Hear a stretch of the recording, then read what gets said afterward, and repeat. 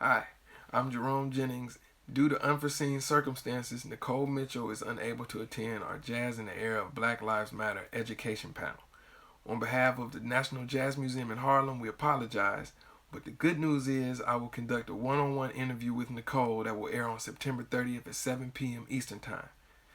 Now, included in this interview will be a pre-recorded musical composition by Nicole herself, so that's exciting.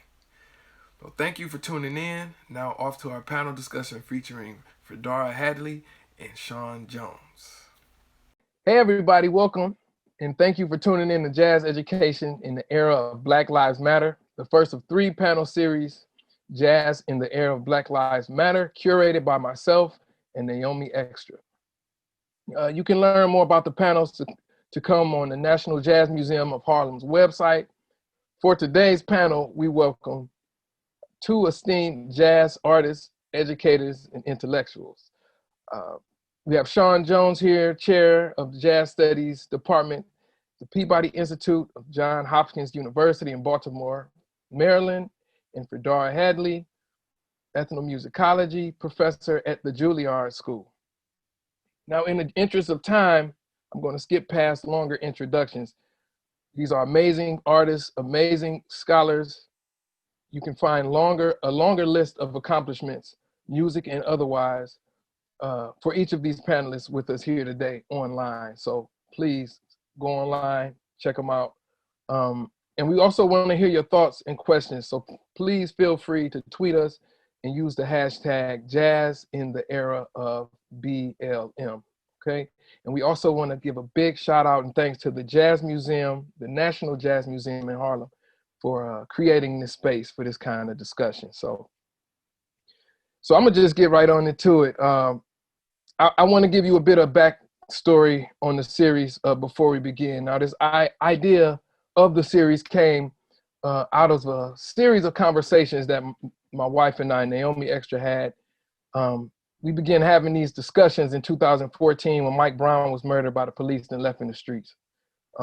We paid attention to some of the organizing that was emerging in places like Florida, Chicago, and New York, and we began to talk about how to connect conversations about social justice and some of the concepts that informed the Black Lives Matter movement. And we found that way too often conversations around jazz and social justice was completely ignored or disengaged from the Black Lives Matter movement. So for today's panel, we really want to explore and get into some of the pressing issues in jazz education within the context of Black Lives Matter and the movement for Black lives.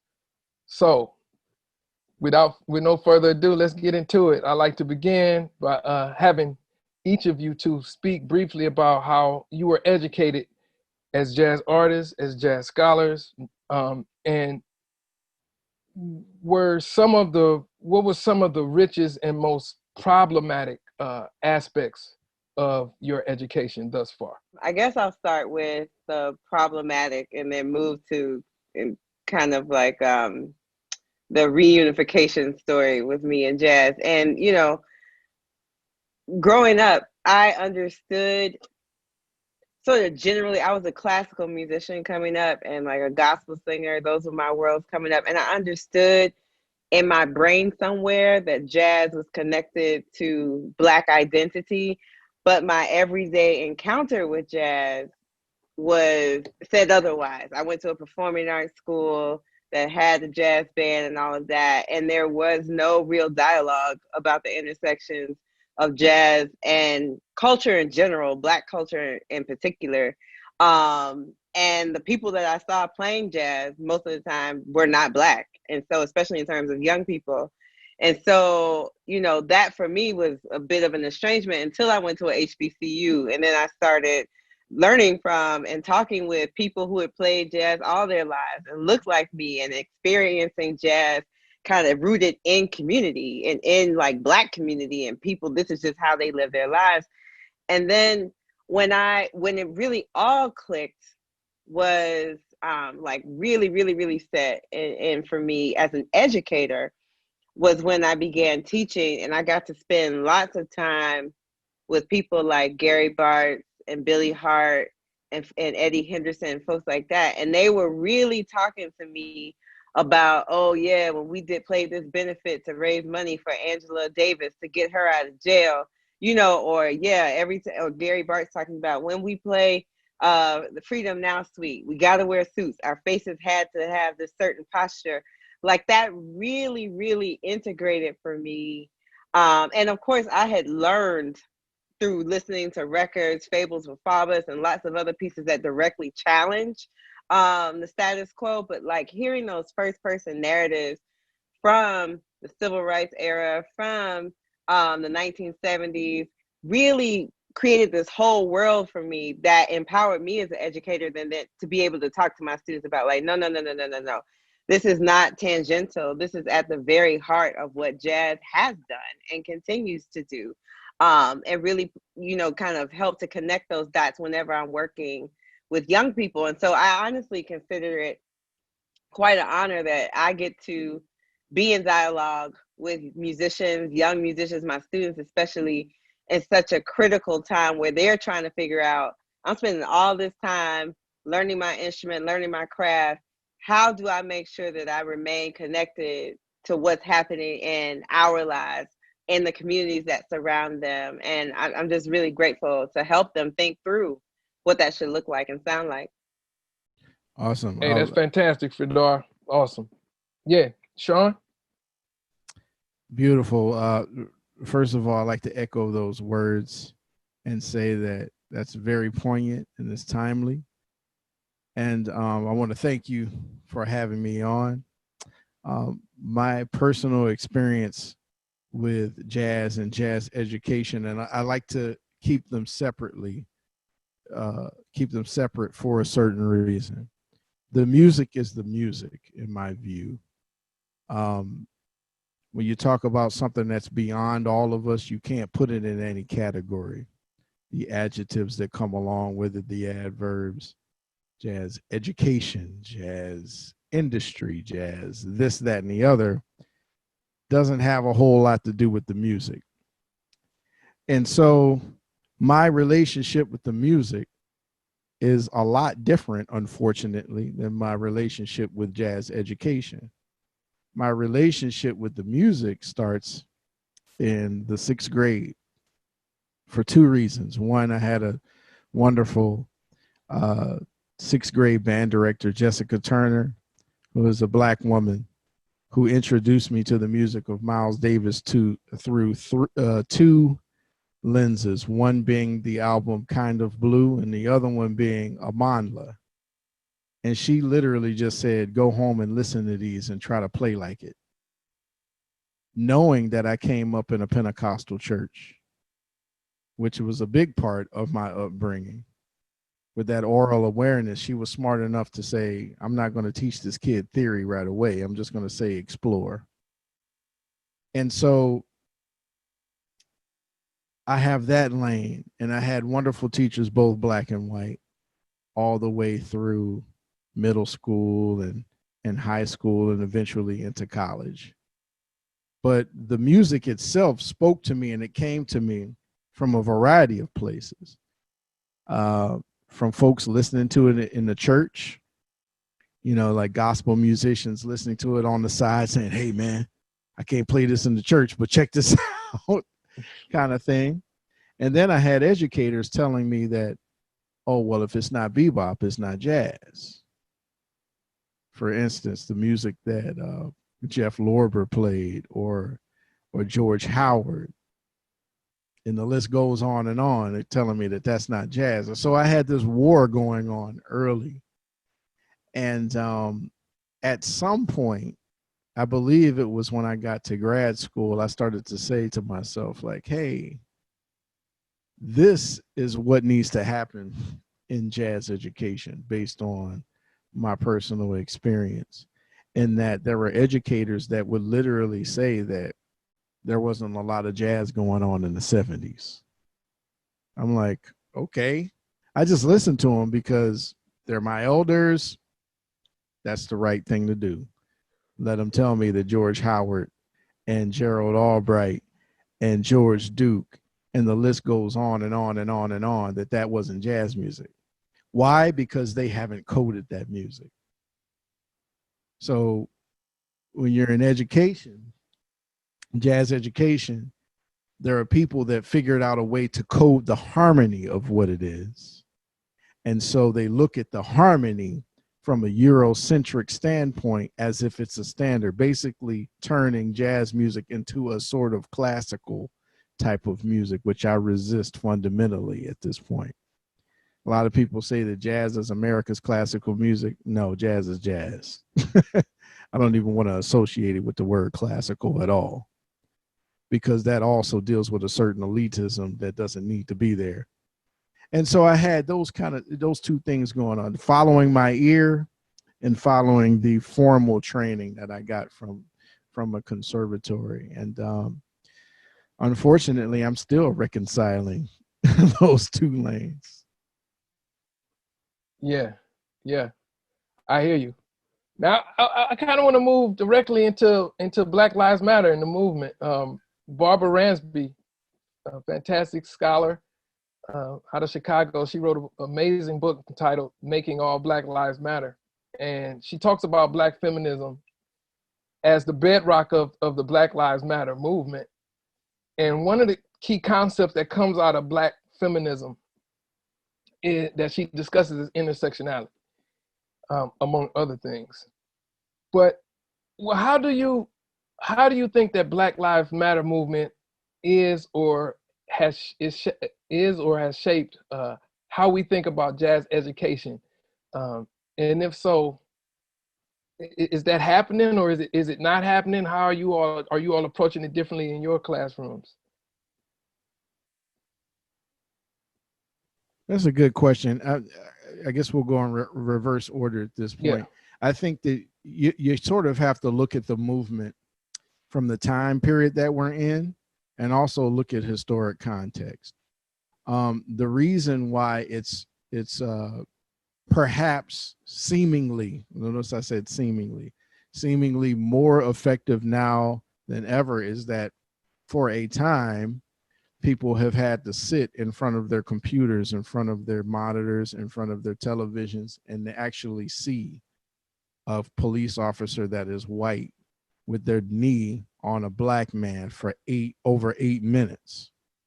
And so if you're a human being that has any level of empathy, you can't not unsee that, not be affected by it. So now we're starting to see Black Lives Matter overall being looked at it from a different standpoint. Now, how that relates to jazz education is though a lot of those same white folks that see that on television are perhaps asking themselves a lot of questions like, oh my God, maybe I didn't get this. Maybe I didn't understand that. Maybe there's something maybe there's something to be said about the anger that this particular Black professor had in a particular board meeting. So it's doing a lot of that. The danger I feel is that there's a lot of lip service going on. Let's have another panel. Let's have another discussion without implementing serious policy. And for me, I'm personally not necessarily interested in the words. I'm interested in the policies. I'm interested in changing the curriculum of conservatories around the country that is still solely based, in a lot of respects, based in European classicism and what that means from a pedagogical standpoint to a harmonic theoretical standpoint, not dealing with rhythm at all, or not even dealing with the fact that this is American music that we're talking about. This is how deep the problem is, okay? We're in America and we're promoting the theoretical language of a completely different continent. That's how sad this is right now. And so until we look at our universities, until we look at the curriculum inside of our conservatories and deal with America and deal with American society and how we promote our arts and all of that, there isn't much of a chance. So I'm interested in the policy discussions. And right now, yes, it's a good I hear my friends saying it's a good time to be Black. Nah, I don't know. It's a good time. It's a good time to be heard. Mm. We all understand that hearing is not necessarily listening. So the question is are folks listening that are in positions that could change curriculum? And that's where I feel that we come into play. Those of us that are at, perhaps having a seat at the table, where are we able to implement policy change in this time? I hear you, Sean. I mean, and speaking, specifically to the movement, you talk about how people organized, your Ella Bakers and your Pauline Murrays. I mean, this is something it's a specific type of organizing that we are seeing right now. That's being unearthed, and we're moving in this direction as a whole. It seems that so many people are on board with this movement. But I'm gonna ask you the same question, Fredara. I would love to hear you get into this. I echo everything Sean was saying, and the first thing that came to my mind when you posed the question, we're talking about intersectionality and how it's been centered in the Black Lives Matter movement, because one of the things that's a recurring theme within the movement is that all Black lives matter, right? Not just a particular kind of Black person, but all Black lives matter. And I think that a lot of the modeling they've done in organizing and how they talk about even the diversity within, Black people can be instructive for conservatories and jazz education. How they, so many people involved in that organizing work remain accountable to community, right? And see that relationship with community is absolutely critical and something that must happen, sort of by any means necessary. When I think about jazz education in particular, I think about everything from not just repertoire and everything about pedagogy, but what community are we sending these musicians out into? What community have we helped them to develop while they're with us? What relationships, not just with each other and with their teachers, which is of course important, but what are they rooted in terms of people and sort of, because we have all these narratives about jazz, like, oh, nobody cares about blah, blah, blah. But I think part of the reason that sometimes there's a disconnect is because we don't foster those relationships along the way. We put out graduates and send them back into the world and expect the world to be waiting for them. And I commend students who do that on their own, who find ways to make sure that they are connected and not just with the venues, although that's important, but finding ways to really kind of figure out what are the needs here in Harlem while I'm living here, or in Brooklyn, or wherever the case may be, wherever you may be.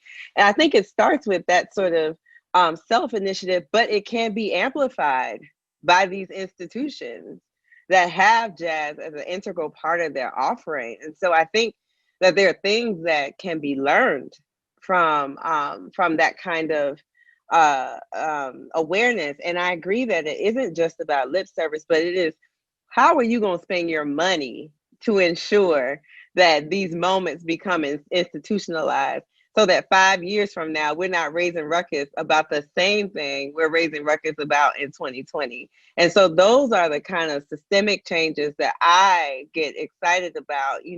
We're kind of in this moment where absolutely people have an opportunity to listen and perhaps be heard, but that moment's going to pass.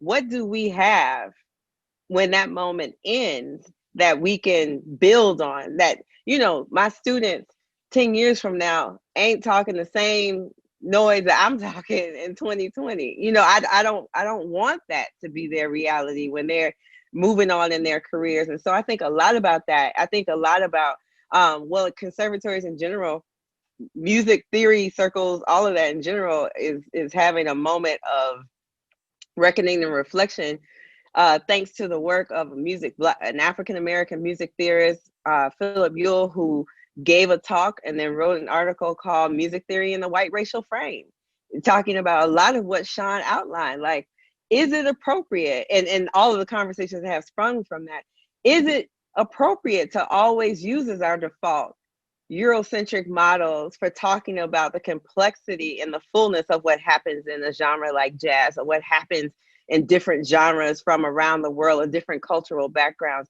What are we losing by assuming that that is our only go-to analytical model to talk about the richness of this music, jazz in particular, but any other number of genres, and the hierarchical power dynamic that comes as a part of that? And so, you know, those conversations are critically important. And I think, you know, add to what people perceive and actually is the elitism that can come with the music. And they don't have the opportunity, as Sean describes, to just kind of let their ear guide them and be like, I like this.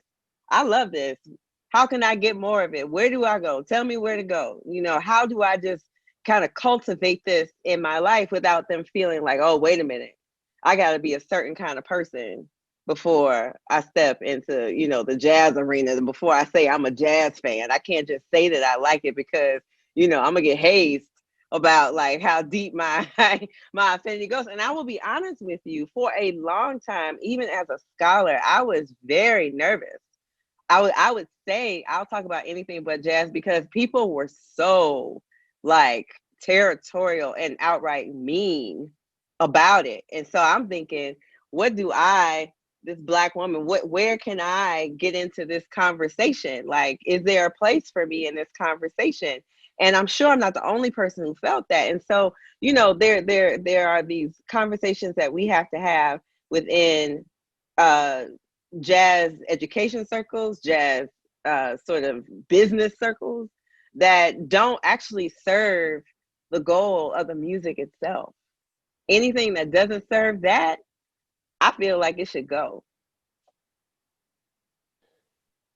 You know, Fredara, I'm on board with you 110% with what you said. And what you said is very loaded. And what you said, in order to achieve what both of you have said, Sean and Fredara, it's going to take a lot of work and a lot of searching within ourselves, those who are perpetuating what we're talking about, these ills. But you also spoke about inequities briefly. And Sean, man, I want to bounce back to you, man. What are some of the inequities that you see inside of the university that you would like to see rectified? And if you have started moving on, you know, rectifying these inequities and these different imbalances, do you have an antidote on how to rectify these things, man? Yeah, before I comment on that, I just want to just follow up with something Fredara is saying, in that she hit the nail on the head when we as Black people have taken something that is a social type of music. Like, our music is social. Our music is about celebration. It's about interaction. It's about all these things. And I'm not 100% convinced that it belongs solely in an intellectualized format in which those folks then become the purveyors of the music. That is dangerous, for one. However, it is at such a high level, but it requires a certain level of that.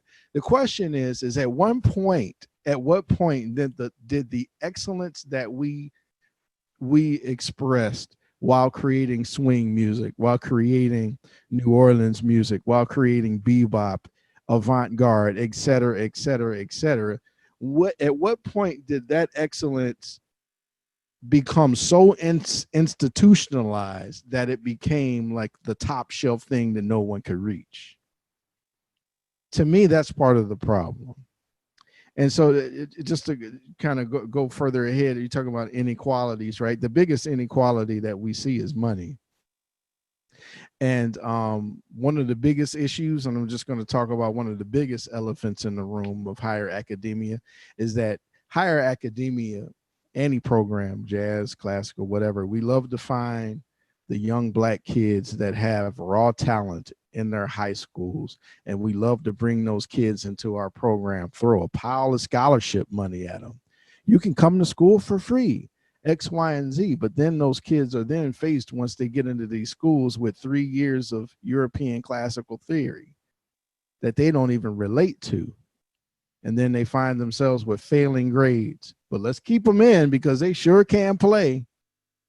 Let's keep them in. Then year 2 comes around and they're even deeper in the hole with theory and other parts of the program that they don't even understand. They're struggling, but let's keep them in anyway. And then year 3 comes along and those same kids are on every poster. They're on the front of bills, the playbills. We're propping these kids up, giving them all the scholarship money, and they're still failing. And then year 4 comes along. Oh, well, you failed all these classes. I don't know if you got to do something to graduate here. You didn't, And so that's a huge problem, They're getting kids into these programs, giving them tons of scholarships without ensuring that they are successful in this where they go in. The other side of it is higher academia is just too much money in general, but that speaks to the problem of capitalism in this country. There is no way in the world that a house should cost as much as it costs. There's no way in the world that bread should cost as much as it costs. So if your basic human needs cost that much money, then guess what? You're going to keep getting professors that need to be paid more money. You're going to keep having staff that needs to be paid more money, et cetera, et cetera, et cetera. So tuition's not going to go down. It's not going to happen until you deal with the larger issues in the capitalist society. That's just what it is. A lot of people say, well, tuition is too high, and it's a shame that these schools are charging this much money. Well, the question is why? These people have to live and they have to eat. These college professors have to take care of their families. They have to deal with X, Y, and Z. And the American dream tells you that if you go to school and you do X, Y, and Z, then you could have these things. And then those things are now on the backs of the same folks that you're trying to teach. It's a huge problem. So I would say that money is the biggest problem, and I'm not 100% sure that more scholarship money is the answer. I'm just not 100% sure that that's the sole answer. That could be part of the answer, but I think that we have to deal with, again, the broader idea that more money, more this, more is going to make a better society. It's just not.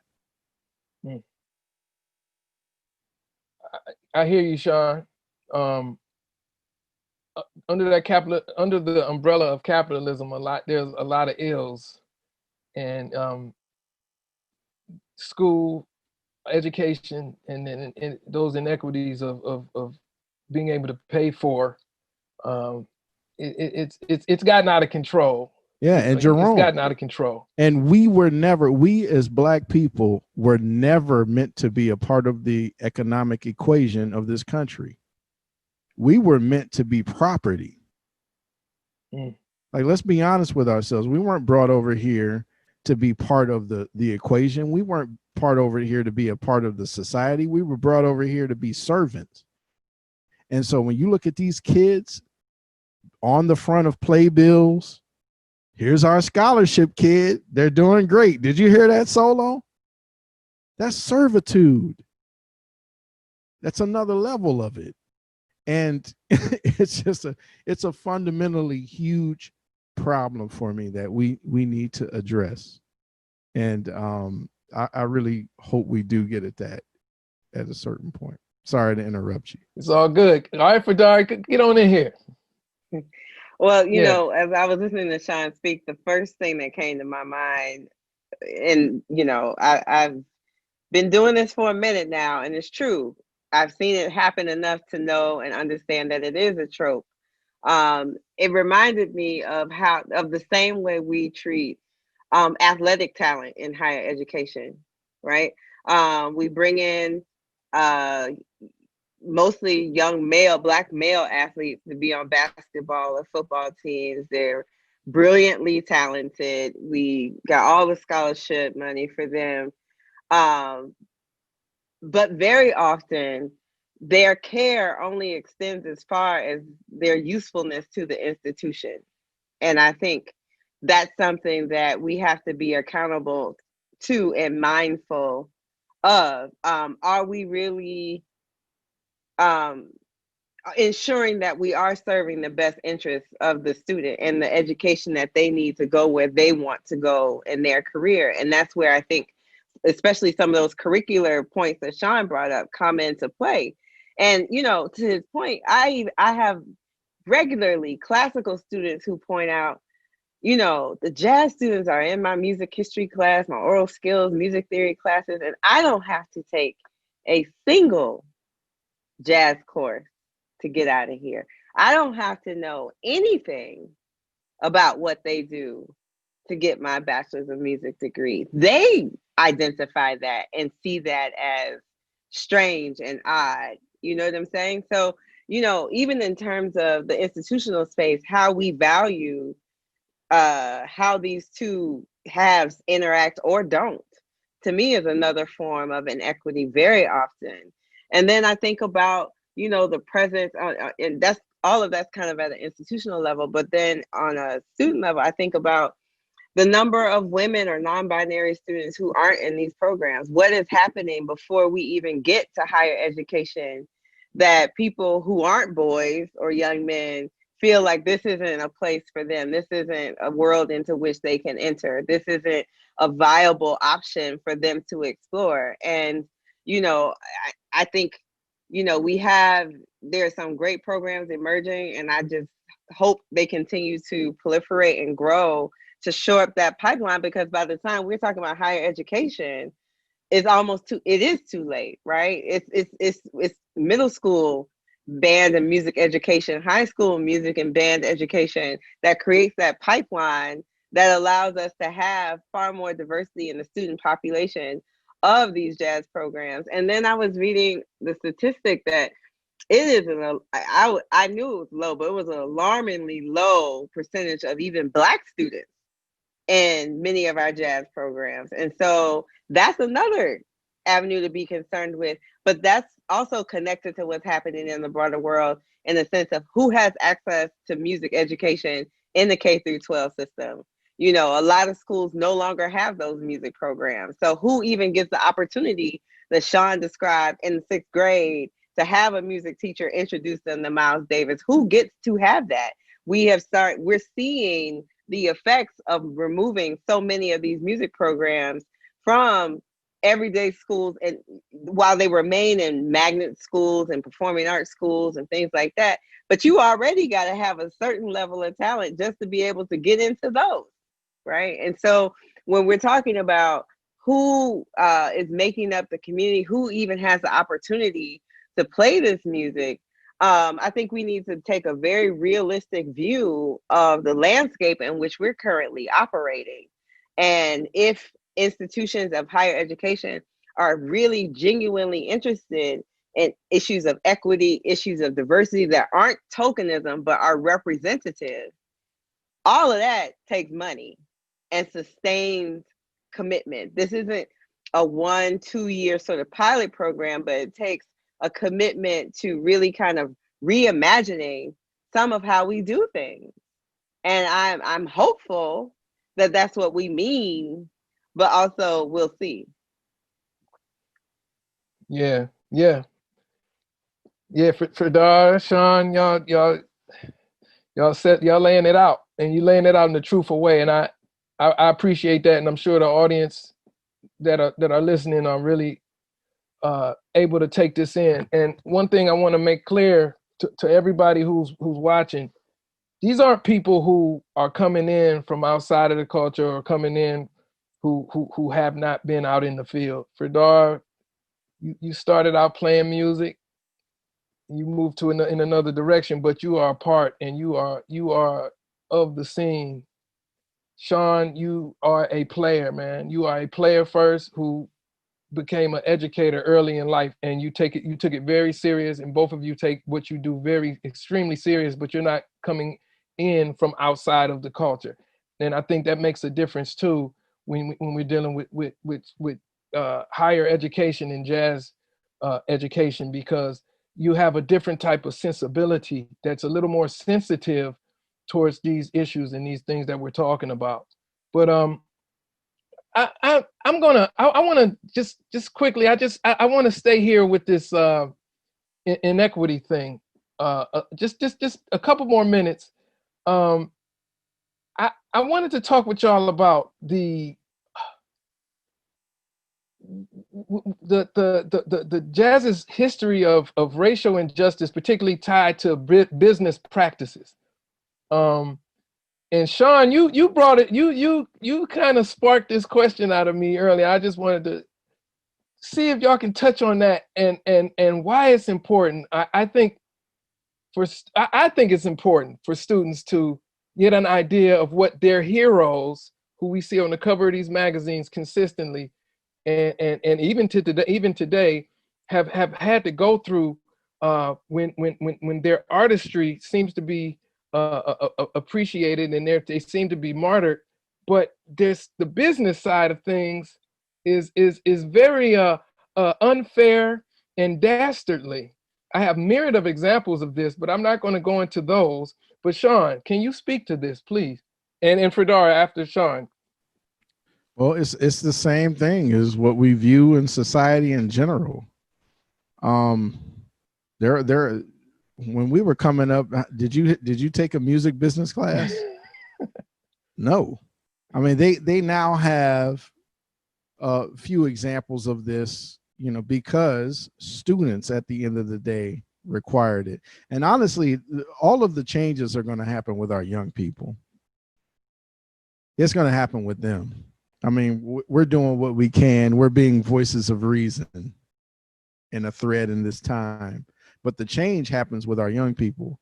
Why does curriculum change? Because students come in and say, hey, wait a minute, nah, we don't want to study this. And when they see their numbers drop, then they're like, oh, wait a minute, we should check out this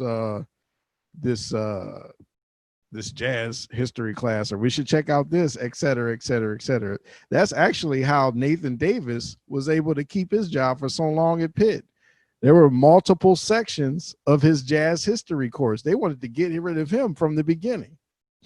well, Sean, that's how jazz programs and Black history program, African American studies program started in the first place. If I'm not mistaken, Fredara, right? Like that's right.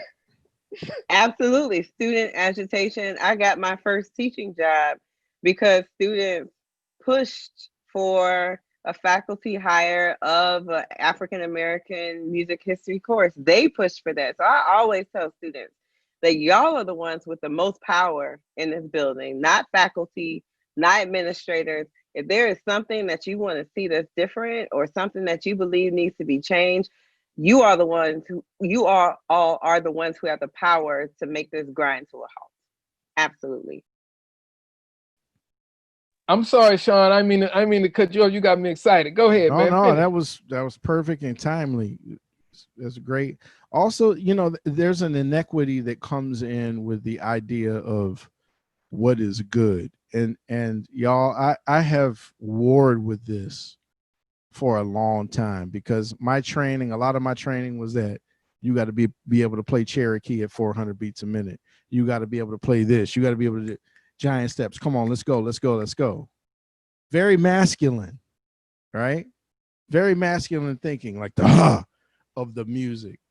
And I think we had a lot of that in the 80s, to be honest with you, which is one of the reasons why I think Jerry Allen is one of the greatest souls to ever walk the face of the earth. The fact that she was able to be in the middle of all of that testosterone and still rise. I mean, it's unbelievable. But when we look at our training and what we teach our kids, and we tell them that if you can't play Cherokee at a quarter note equals 380, you're not good enough. Or if we tell them that if you can't play giant steps at this tempo and in this amount of keys, then that's not good enough. Music should not be looked at as an athletic achievement. It is not the same thing. It is not.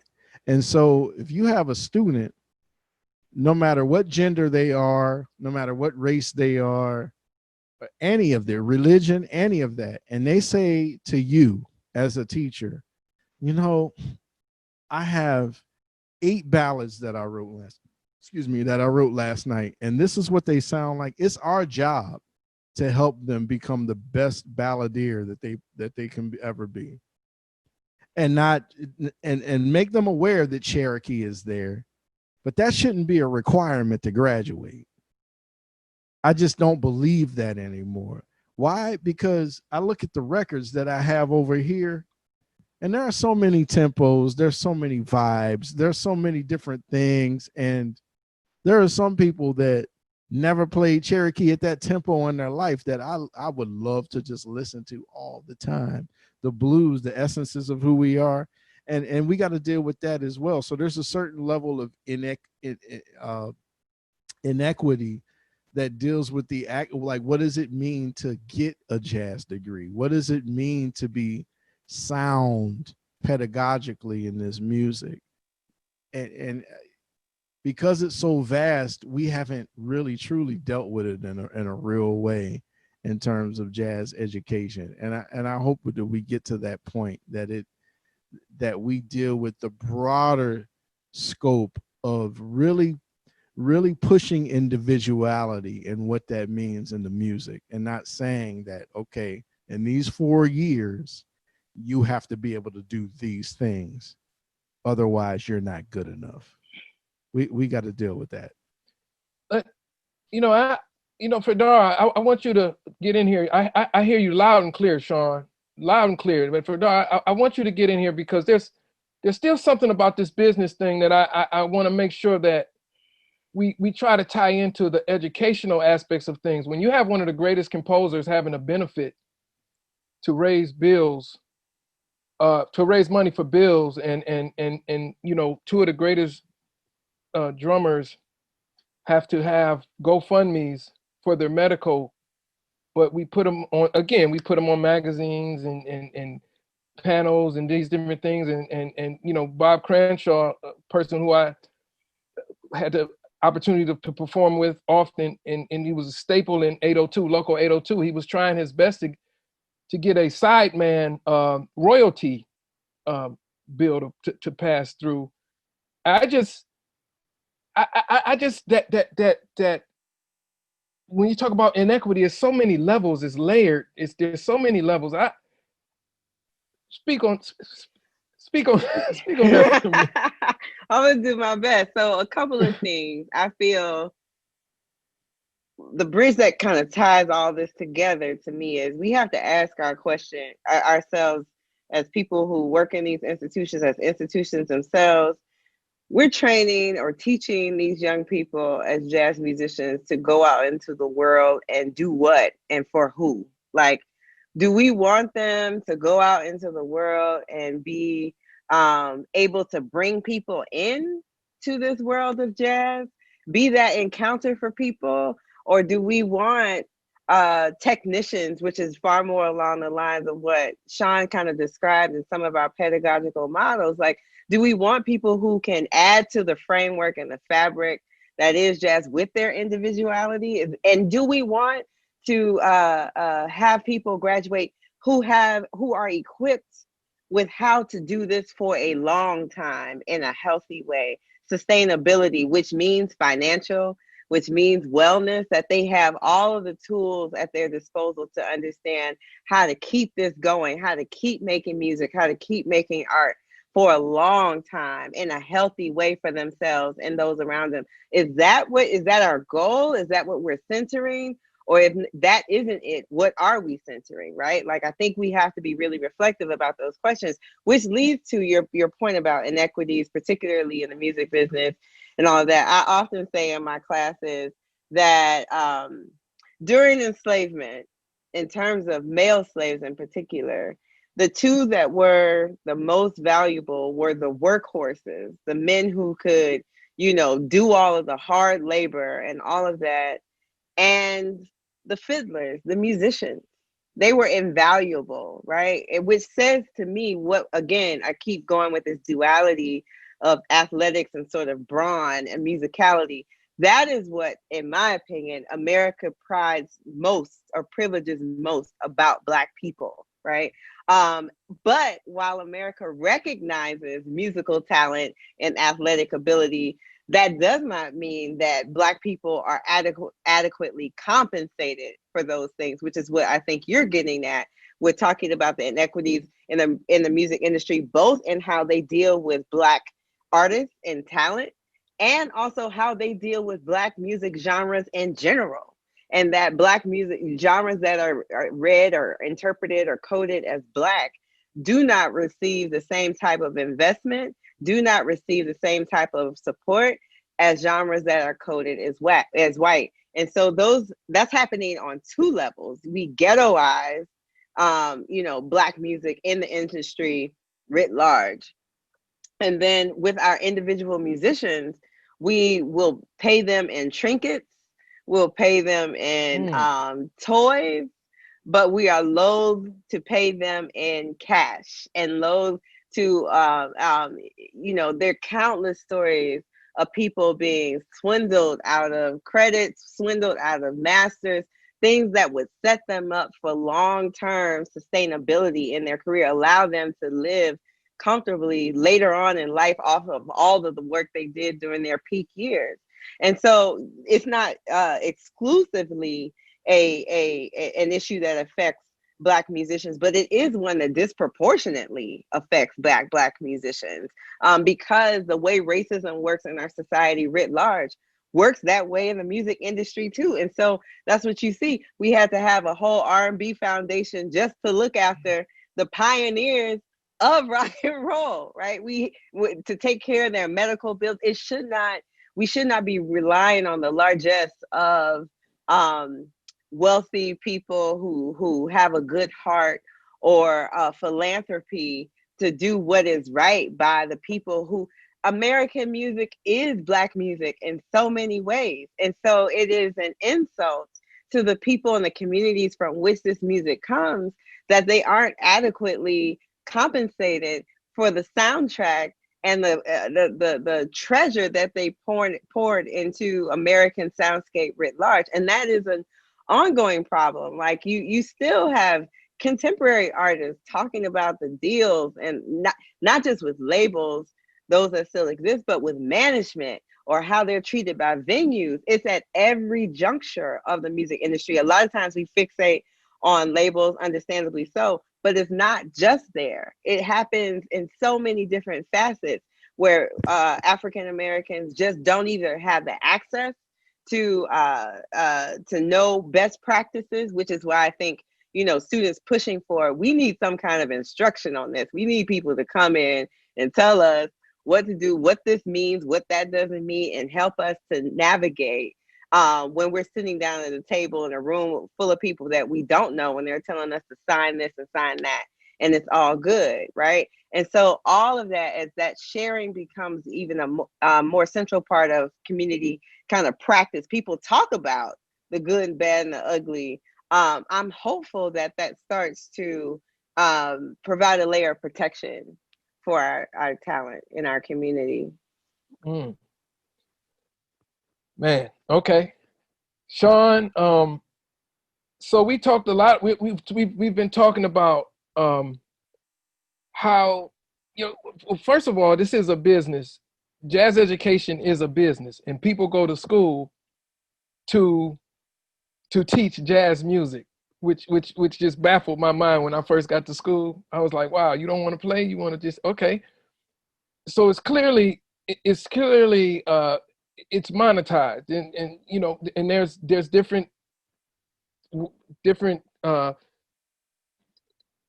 ways of going. There's different ways of going into a jazz program and teaching different subject, different topics, from improv to theory to big band to small groups, private lessons. Now, my question to you, Sean, is what are the best practices out there that you think jazz educators who want to teach jazz in a way that is socially engaging can turn to? Like, what should they be turning to do it in the right way? Well, the first thing is be honest. Be honest. One of the reasons I got into this, Jerome, and you know probably better than any other human being on earth that this is something that I've wanted to do from the beginning. I never wanted to necessarily be the road warrior that I became, but I became that, and I'm thankful for it. I literally got, one of the reasons I got into education was because of the lie. When I was in high school and undergrad, man, I had teachers tell me that the only reason that Miles Davis sounded like Miles Davis was because he couldn't sound like Dizzy Gillespie. And in my mind, I'm like, are you serious right now? That's your answer? Yeah, I heard that one before. And tons of other things, just misinformation from people that have degrees and read books, from people that give opinions that also have degrees and read books, that have never stepped foot on that stage, never stepped foot in a Black community or Black church or nothing. And yet they're writing histories on these things. And I told myself, I said, I'm going to get into this and I'm going to speak the truth. And I'm not just going to speak the truth because I'm Black. I'm going to speak the truth because I've done it. And I've talked to Jimmy Heath, and I've talked to Illinois Jaquette, and I've talked to these cats, and I know what's happening, Diane Reeves. And I know because I heard it from them. And so that's what we got to deal with. Don't lie to people, and don't teach out of your own insecurity. And we have a lot of that. And, you know, when we talk about, you know, I'm not one of those folks that like the white male bash, because we all have issues as human beings. But one of the biggest issues of white males in general, is we like to become aggressive at points where we actually feel fearful, or we feel like we're not qualified. So there's a fake aggression that happens with a lot of these cats that have had these degrees. I had teachers tell me, oh, what, you don't know that? You don't know that Charlie Parker wrote blah, blah, blah, or you don't know that? Well, that's why I'm in school. So why are you telling students that you're supposed to share information with? Why are you telling them that? Well, what, you don't know this, you don't know? Automatically putting yourself on a higher plane than them. Do you know how many times I heard that, Jerome? When I was in undergrad, what, you don't know Stella by Starlight? No, I don't. Can you show it to me? Oh, you don't know, you stepped out of a dream. You don't know, blah, blah, blah, blah, blah. As if knowing those standards is going to make me somehow successful. It's ridiculous. And so that has to go away across the board. But going back to what I was saying, just the elimination of the lie that, okay, jazz music is European harmony and African rhythm coming together in New Orleans, and it came up the Mississippi River to Chicago and ended up in we all know that that's not it.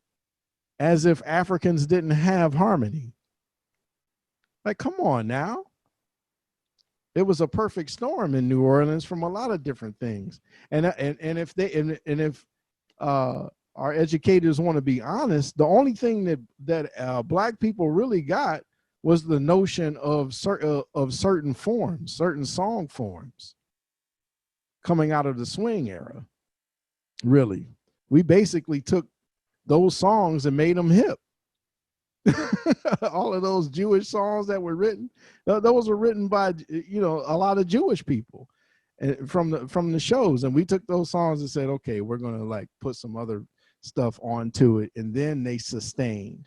But you mean to tell me, like, let's be honest with ourselves here. I've never been in love before. If a jazz musician doesn't play that right now, nobody's going to hear it. Or Stella by Starlight. Or Stardust. Pop or did it. Stardust or My Funny Valentine. It's like if jazz musicians don't play those songs, they will not be heard because they are not in our current culture of what's popular. Now, the thing with jazz and our teaching of it is that unfortunately, the black people have been the curators of a culture that isn't even ours because we're still playing those songs. We're still playing those songs. Why aren't we playing Beyonce's music or taking what's popular right now, the popular music that is being created by our people that have reach? Why aren't we taking those things and playing those as instrumentals, and taking those and putting them into a jazz sensibility or things like that? We need to be doing more of that, and that's to me what really happened in the 70s. And I'm sort of fixated, Jerome, on 70s music in that decade, because I really truly believe that like certain things started to get separated at that point. It couldn't be coded anymore.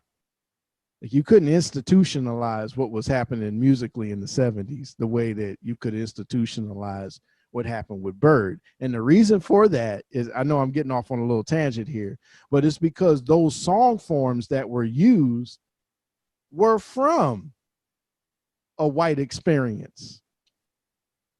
Those were shows that those cats took, and they. Well, wait a minute, Sean. I can't.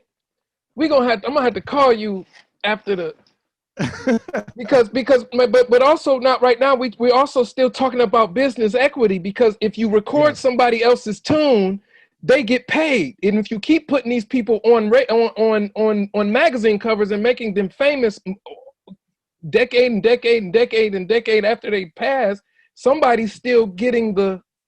Which is part of my point. So we can't go. We're gonna say that for another time.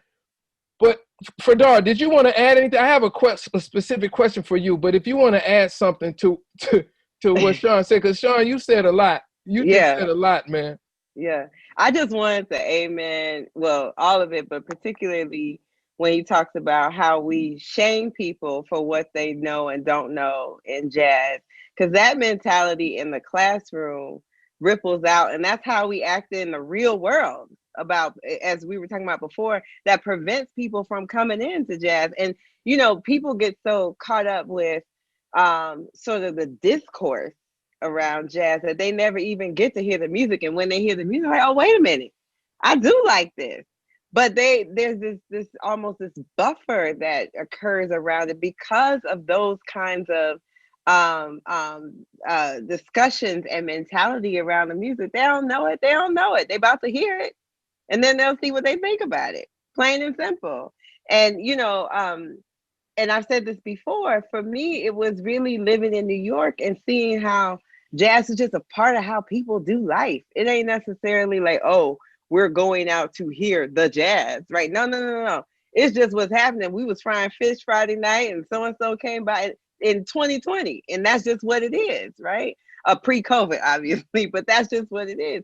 And that realization, I was like, oh, wait a minute. It's not always this suited and booted and this, like, I think those of us who are fortunate enough to be connected and a part of the jazz community can sometimes forget how much baggage has been generated around sort of where people feel like they can't even come to the table and be like, I like XYZ, because people are gonna be like, oh, that's not jazz. Oh, that's not, like it's, I think we minimize how that is a turnoff and an impediment for people. And I think that's a negative thing that we picked up from jazz's association with classical music, because classical does that too, right? And so again, we have to ask ourselves, what is our intention? Are we trying to create things that build bridges in the world, make people feel good, speak to people's souls and spirits? Is that what we're trying to do?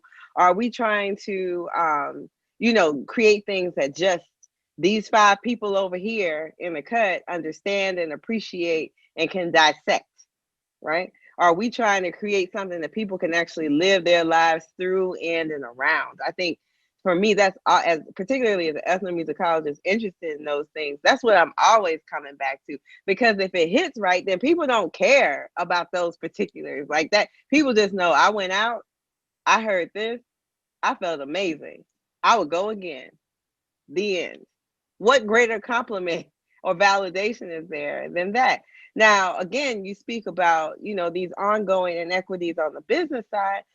That's what, to me, you know, that's part of what can cause so much of the bitterness and rancor for people.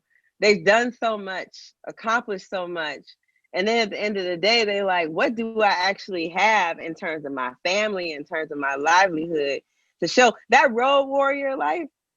God bless all y'all who do it. Like, that's tolls, your miles you're putting on your body. We don't talk enough about the physicality of what it takes to continue to do what you all do. And so we need to be honest. And I have increasingly young people asking questions about this. How do I make sure later on in life that I'm good? What am I supposed to be doing now to make sure that down the road I'm okay? And we should welcome those conversations. That feels like the honest and equitable thing to do. Now, I know you had a question, so I'm gonna shut up. You know what? No. I thought that was amazing what you had to say, because now you're introducing a new type of consciousness that hopefully, as Sean mentioned, students will, or I think that might have been even you. I don't know. Students have to see these cavities in their programs and demand them. Why aren't we learning about how to deal with our taxes? Why aren't we learning about these kind of things? Being on the road. Can I just say real quick? I used to teach a music and entrepreneurship class, and the most popular course session of that course, like every year, was the one we did on taxes. Every year, students, most of them still being claimed by their parents, had no idea really what taxes were. They heard the word, and most of them gigging out here touring, making some money, whatever, had no real idea about what taxes are, when they're supposed to start caring. So you're absolutely right. Out of all the stuff we talked about, they was like, that conversation about taxes. Wow. Know? Mm-hmm. Wow. I have one last question for you too before we head out of here, okay? So we spoke about a lot of things that has to do with education, Black Lives Matter. We spoke about inequity. We spoke about, in a way, respectability that didn't start with us. That actually began when our settlers first came over here. I feel as though some students may see this and say, well, I feel a little intimidated going into a program learning about this culture. And I want to fit in. How do you create an environment that's truthful, Sean, that's truthful, but also true to the culture, true to how we come up in the music outside, because that's very valuable, but give them a sense of also teaching them how to be able to perform it, how to be able to approach it in the right way. What are the steps that we have to do to get to these students and not have them feel shunned? And I'd like to hear what both of you have to say about that, if that question makes sense. It makes perfect sense. And I would have to say policy and curriculum. Policy and curriculum. My students have to go out. I mean, not now, obviously, but they have to go out and they have to perform in the community. I tell them to go to a Black church so that they can really understand what call and response is. Not based on some words that's on a page, but when you hear a preacher say, oh, hey, and then you hear somebody say, hey, man, get that up in them so that they can apply it to their playing. You know, listening with students, inviting them over to your house. Like I had kids come to my house, well, before COVID, they would come to my house all the time and they would be eating the food that we eat. And they're like, whoa, I never had this. I don't know what this is. It's like, okay, well, here this is. And I don't make it a thing either. Again, when we teach, a lot of times we teach folks from this pedestal. And I just want to eliminate the pedestal. We're the same. I just happen to be a little older than you, or perhaps I just experienced this a little before you did. But this is the experience. And if you go down this road, this is what you can expect. And that is true mentorship. That is true mentor-mentee relationship. And we got to get back to that. Like even now, I have a lot of students working on various projects. I asked them, I said, okay, well, who do you listen to? What are you checking out? And they'll tell me these people. I said, well, tell me about their family. Tell me about where they're from. I said, well, that doesn't have to do with music. I said, it has everything to do with music. We are human beings first. And I'll stop talking after I say this. At some point, this country has to reconcile with the fact that we have not promoted a culture that is American. There has been no real projection of what that means in a real way. We like to celebrate hot dogs and football and all of that, but there's so much more than it is. I tell my students, I said, I'm not African American. I'm American and I'm Black. African American to me is somebody that's born in Africa that comes over. Just like they're Scottish American, Japanese American, et cetera, et cetera. I'm American. I'm just American as that white person that's standing over there. And we both need to understand that. And until we do that in this country, there isn't a lot of hope unless we all just decide to be completely separated and live in our own silos, which that's not the premise of what this country is. You know, those cats that wrote the Constitution and all of that, they had some good ideas. You can't say that they didn't. They had some good ideas. Maybe they were just feeling good one day. Kumbaya. Well, it got on paper. Now, the question is this country going to be able to fulfill and be what was put down on those papers 300 plus years ago? Is there really going to be an e pluribus unum? Is there going to be all of that?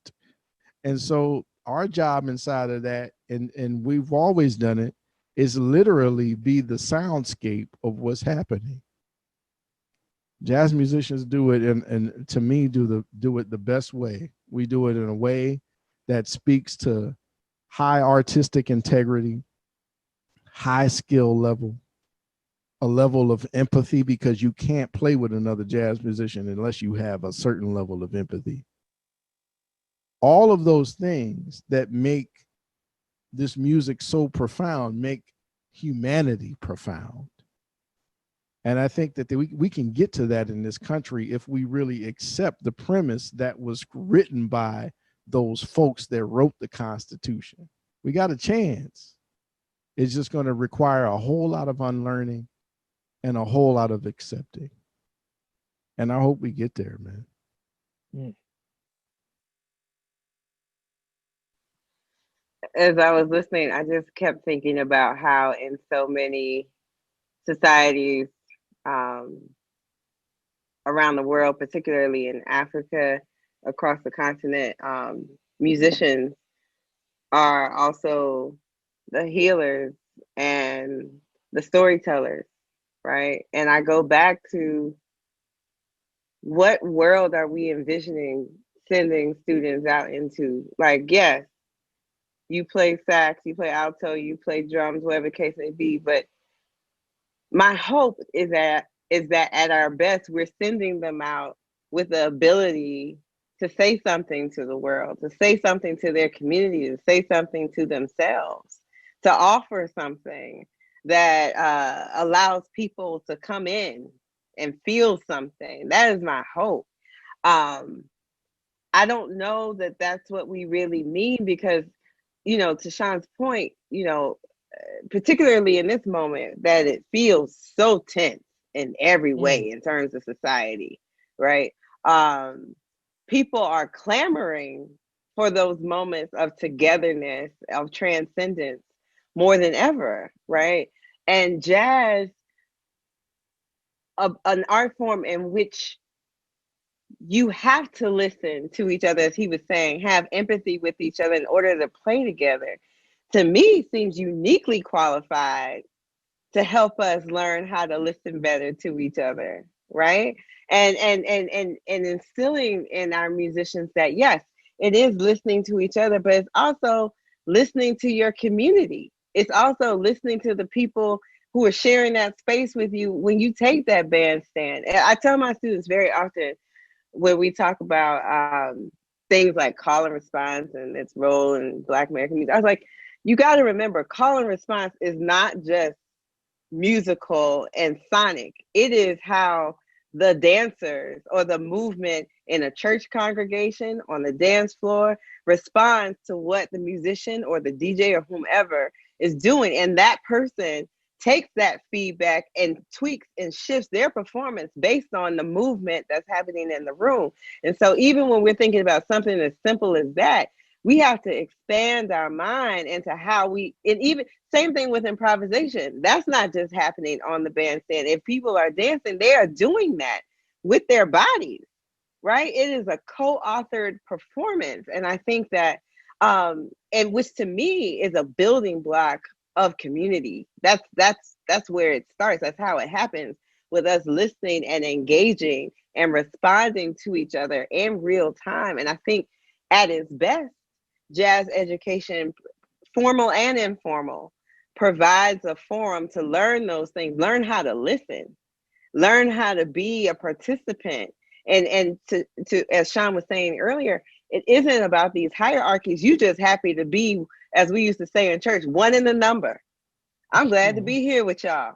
I'm glad to have something to offer. I'm glad to have the opportunity to listen, which presupposes a posture of humility. And that's where, to me, beautiful, magical things, healing things, transformative things can arise. Wow. Well, on that note, we've run out of time here, and I just want to say, you know, on behalf of Sean Jones, trumpet player, trumpet extraordinaire, educator. It's not a gimmick when I say he's an educator. He does it because he loves it. Sean's been going into schools and teaching and working with young folks since as long as I've known you. So it's an art, and it takes with any art, it takes sharpening of the proverbial sword, and you are constantly working on your craft, both crafts of teaching and performance. Fredara Hadley, you are an amazing person. You are one of the brightest, smartest people I know. You are a historian. You are an ethnomusicologist.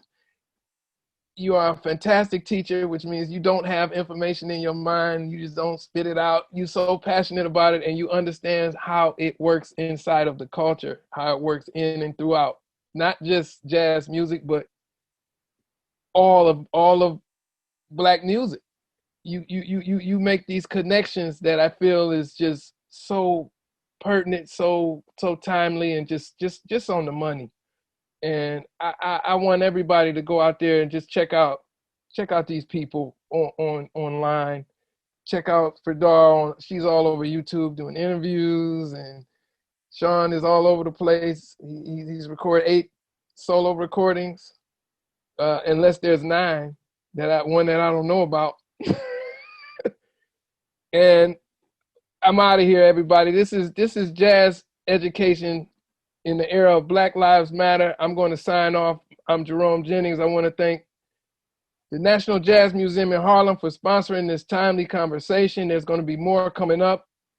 Please, if you're tweeting, if you're on Instagram, if you're on Facebook, please drop that hashtag jazz in the era of BLM.